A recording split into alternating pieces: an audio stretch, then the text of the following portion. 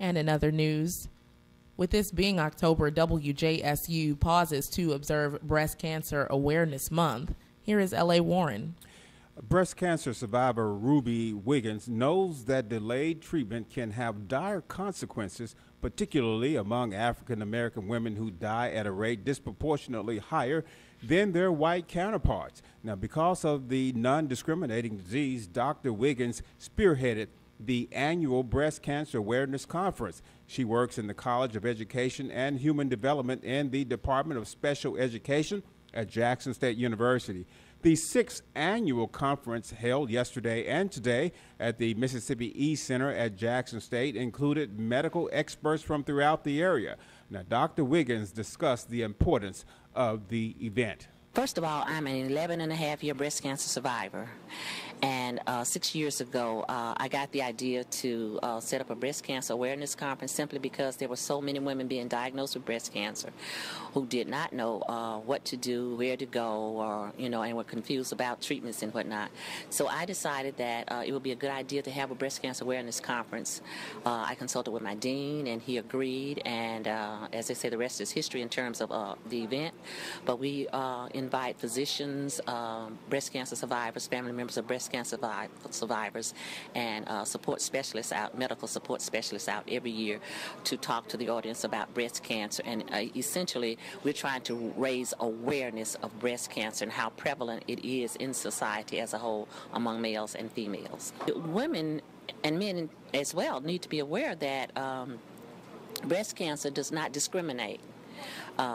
Women of all races, colors, and creeds develop breast cancer, but Caucasian women are more apt to develop it, but African American women are more apt to die from it. And one of the reasons is that we're less apt to go out and get medical exams and mammograms and whatnot. So as a result, by the time we detect breast cancer, it's too far along, and either we end up dying from it or we have a long, hard road of recovery. And meanwhile, breast cancer survivor Vicki Bradley, who is CEO of Extended Learning Solution of Jackson, talks about her battle and now her life of being cancer-free. Now, what message would you like to give to others, to inspire others who may be going through the same thing or starting out after a diagnosis? After a diagnosis, I would like to say to others to know that breast cancer itself is not a death sentence. It is something that I would advise everyone to go through the proper treatments, whatever your doctor asks you to do as far as chemo and radiation, to do whatever. Find you a support group. Stay positive. That's the most important thing. I tell everyone it's almost mind over matter. And my word is but God, because if he brings you to it, he's going to bring you through it. You just have to stay positive, and the best thing is family and friends supporting you. And I was going to mention that because you emphasize family and friends network, but it can be a strain on family too as well. It is definitely a strain on family because you're at the point in your life where, and I can only speak for myself as far as what I went through, you're weak from the radiation and from your chemo, but family, you fall out sometimes, but your family is who's going to be the people that's mostly around you to give you that love and support. If you don't feel like getting up, it's your family that's there, more so than your friends that, it's sometimes. I was lucky to have both family and friends there to support me, to offer to do things for me that I found myself that I was struggling to do. When I didn't feel like doing anything, they would step up to the plate. That's the time that I laid back and I was actually pampered, and given that support, and they, just seeing them coming to see me, just a phone call, and just to sit there by my bed in a chair, just to say it's okay. If you want to talk, fine. If you don't want to talk, but I'm here for you.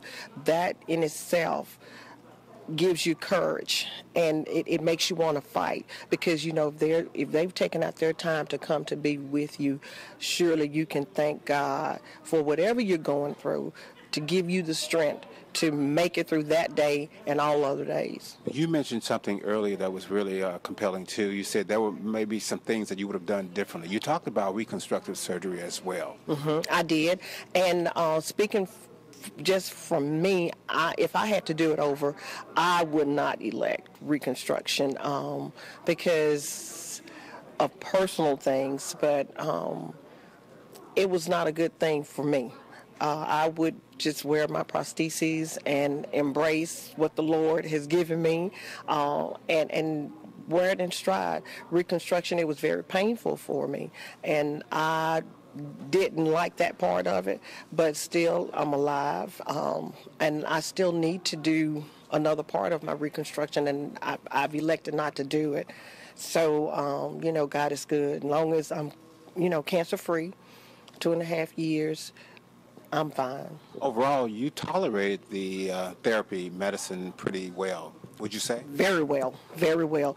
I mentioned earlier that people will scare you. Just listening to other people, and I consider them to be negative people. So if you're going through breast cancer, or if you know someone that's going through breast cancer, it's not always negative because everybody's body is different.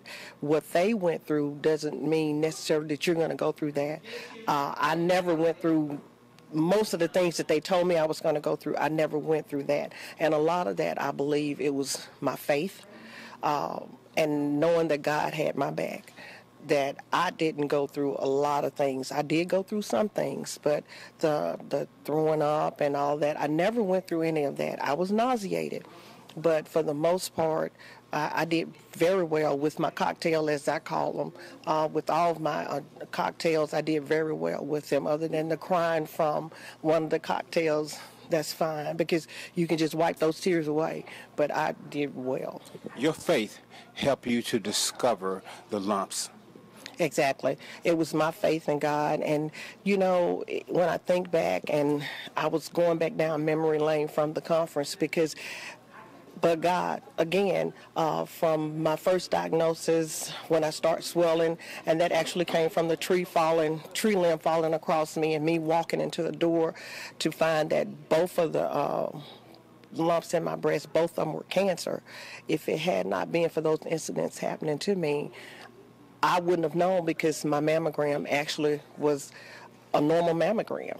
So after that, these little things start happening, and I thank God every day for that tree. I thank God for that door, because if it had not been for those things, I would not have known. You have sisters, you have a mother.